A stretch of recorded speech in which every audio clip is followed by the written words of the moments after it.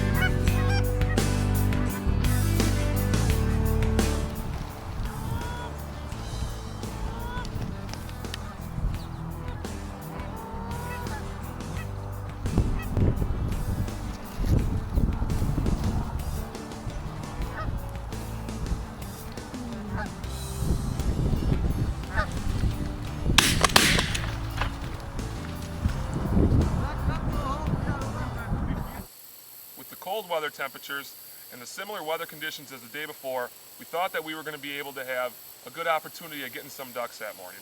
However, that was not the case. The day before, the ducks must have moved on, got up in that wind and just kept sailing south. So we decided mid-morning that we were going to focus more on geese, so we had shut off the mojos, we had hunkered down, waiting for those birds to come in.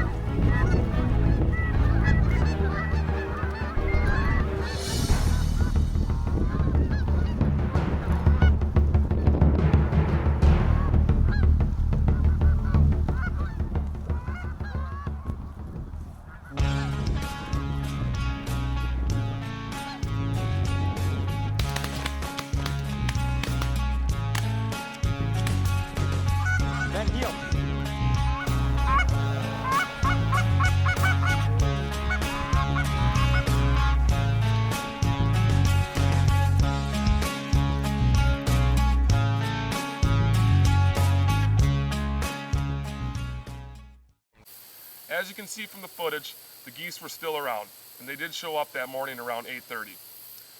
There was a lot of birds working our decoys. They were just hovering above because of the high winds. We were able to get some of the smaller flocks to commit and get some birds on the ground, but for a while there we were trying to let the smaller flocks land and get the bigger ones come in so we could shoot more of them birds. After watching the birds for a while, we knew something wasn't quite right. They'd come in, they looked like they were going to commit, and then they'd start getting that fast wing beat, and it looked like they were flaring from something. So we had got up, we had checked the spread, and we had noticed that we had some decoys tipped over behind us from the high winds.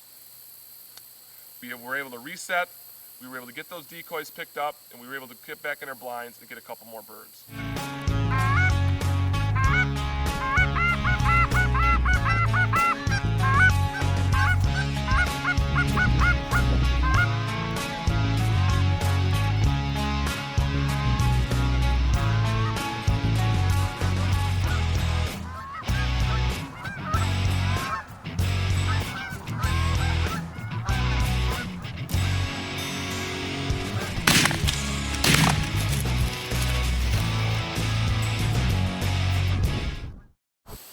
All in all, we were able to have a good hunt. We got 8 geese on the ground, just shy of a 6-man limit.